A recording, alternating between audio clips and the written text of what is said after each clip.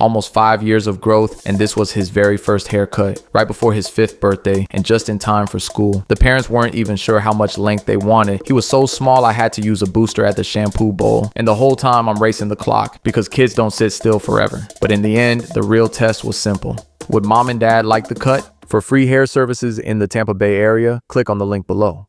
On this day, little man was getting his haircut a few weeks before school started, and to my surprise, this was his very first haircut. Now you see all this hair and you probably assume he's been in a chair at least once before, but nope, his parents told me straight up this was the first time. Luckily for me, he was ready for it, and I'm sure y'all have seen those viral videos of kids losing their cool during their first cut, crying, screaming. That wasn't the case here. My guy was locked in and actually excited, because up until this point, he's only ever rocked braids and cornrows. So now it was time to try something new. But before I could even think about detail work, I had to focus on debulking. So I grabbed my curved shears, pulled that hair out, and just started chopping through a decent amount. In my mind, I knew I need to leave at least 6 inches. That's what's gonna let me define his curl pattern later on. And I'll break that curl type down for y'all once we get a better look at it. Now keep in mind, we're working with almost 5 years of hair growth here, and this cut is hitting right on time, because not only are we getting him ready for school, but his birthday's around the corner too.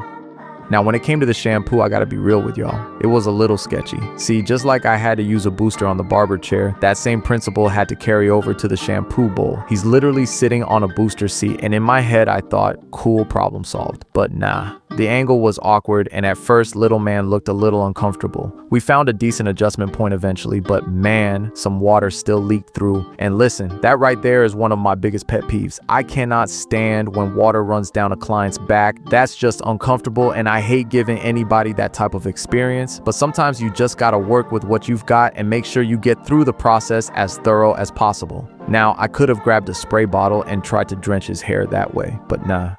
I wanted to really saturate his hair evenly and get that debris out the right way, even though, to be transparent, he's about to have debris again once we keep moving through this service. Since the hair was still damp, combing through wasn't too tough. From there, I used the wide tooth side of my comb to make vertical partings, set my first guideline, and then carried that guide through the next sections while trimming away. This part is simple in theory, but here's the challenge. The parents brought me a reference photo that didn't really match his actual curl pattern. Happens all the time, so I explained it, but at the end of the day, you've still gotta deliver. That's why I played it safe with length, cutting a little less than I thought I might need to. Worst case, I can always take off more, but you can't put hair back on. On the sides, I angled my partings at about 45 degrees, so the top would keep a little more length and weight, especially around the parietal ridge. That way the curls up top have something to sit on instead of collapsing flat. Once I had the perimeter balanced, I dropped the top section down, split it clean down the middle, and brought that length to match my guideline at the ridge. The trick is, when you pull that length back up, you'll notice low points on each side and a peak in the middle. That's why I went in and evened out the middle to flow with the rest. Meanwhile, little man had the tablet in hand, which is clutch during a kid's haircut. Clippers and trimmers can stress kids out with the noise, but a favorite show keeps them chill.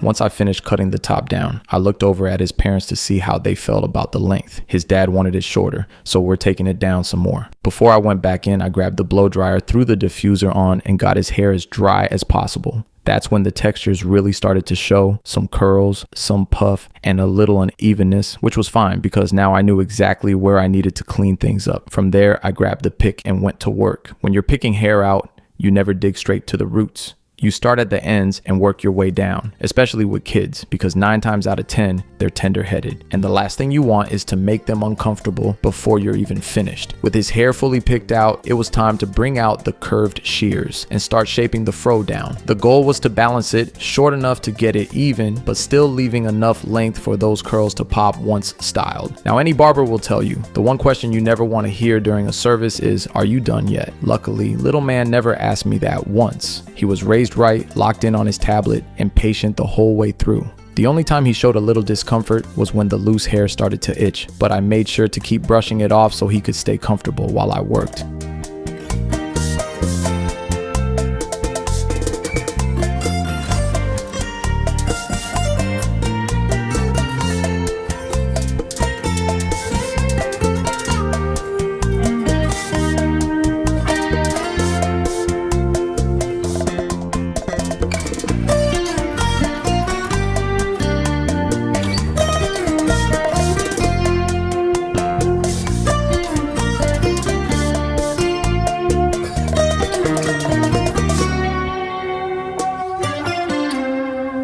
Now it's go time, clipper work. The parents asked for a taper, so we're going all in. First step is debulking. I grab my number 2 guard and go with the grain just to see how the hair reacts. A number 2 only takes off so much, so I use it to start knocking bulk down. Then I follow with a 1 guard to check how the area looks, and after that I flip to a number 3 against the grain. Now I know for some of y'all new to cutting, that might sound like I'm jumping around guards. But here's the thing, when you cut against the grain, you're taking off more hair. And for this taper, I want that vertical bar to stay as dark as possible, to blend right up into the length. That number 3 against the grain gives me that clean balance. From there, I'll even freehand a little just to smooth out the area before setting the foundation. Once that's locked in, I grab the clipper with no guard, blade all the way open, and create my first guideline. This is where it gets experimental, because when you're cutting someone for the first time, you can't just go at them like you would with your regulars. You've got to see how their hair reacts to every step. So I fade down from blade open, then close it up, but never lower than that, because remember, we're keeping this a low light taper. The parents wanted it subtle, and the reference picture they brought me wasn't even the same texture, so I had to adjust and still deliver the look. Once the shade is where I want it, I come in with the trimmers. It's already looking clean, but I'm not trying to get lost chasing perfection right here.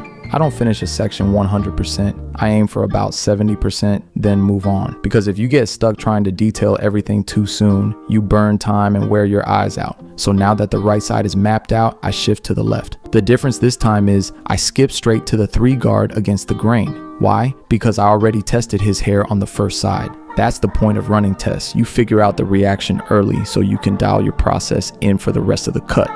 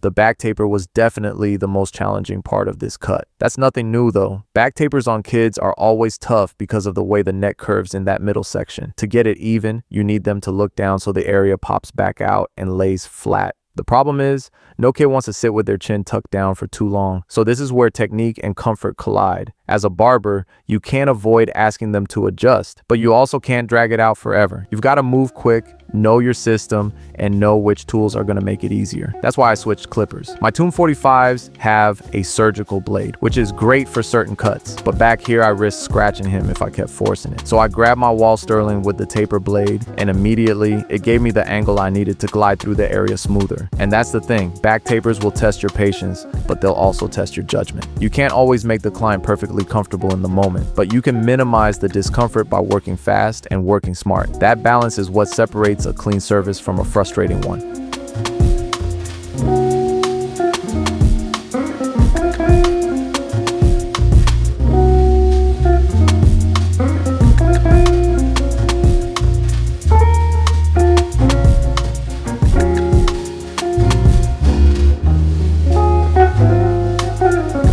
Now it's time to really make this cut pop. I grabbed my Tomb 45 trimmers and started lining up the taper, working the right side first. Now when you're working with kids, you gotta be extra gentle. Their skin is way more sensitive and you can already see how it was starting to get red during the taper in the back. That was my reminder to ease up and not press too heavy while I'm lining everything out. Oh, and I didn't mention earlier, but right above the ear, I did some debulking with a number 4 and a number 3 guard.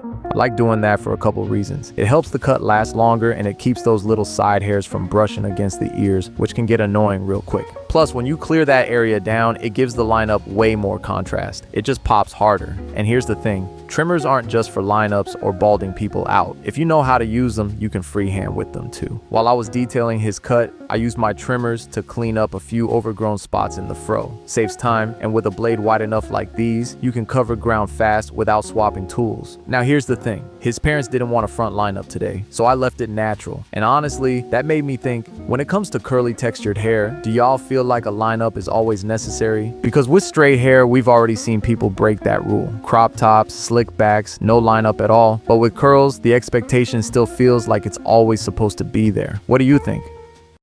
All right, so we're almost at the finish line now. Last thing I gotta do is style little man's hair the right way. Like I told y'all at the start, his parents wanted to see him with some curl definition, so this is where the foam comes in. I grab a good amount of mousse, spread it evenly so it's not clumped up in one spot, and start finger coiling section by section. Now I'll be real with y'all, I just know a little bit from working on my son's hair, so I lean on that. The mousse is gonna take this fro and help bring out those curls. Ideally, I should have wet the hair first before applying, but we make it work. I start in the front, work my way back, and keep it moving. You can see he's starting to get a little restless, which is normal, especially for kids this age. He's tender-headed too, so I make sure not to put too much pressure on his scalp. Once everything's coiled up, I bring back the blow dryer, pop the diffuser on, and drop the intensity so it doesn't frizz up. Mid-heat setting, low airflow, that's the sweet spot for curl definition. Plus, it helps get rid of that white cast you see right after the mousse goes in. As it dries, it disappears, leaving nothing but the curls. After that, it's just detail work. Checking around, making sure everything looks balanced. And that's when little man hit me with the classic question, are we done? This time I was finally able to say, yes, we're done. He hopped out the chair, ran to his mom, all smiles. Now he's fresh, ready for his birthday, and ready to head back to school looking sharp.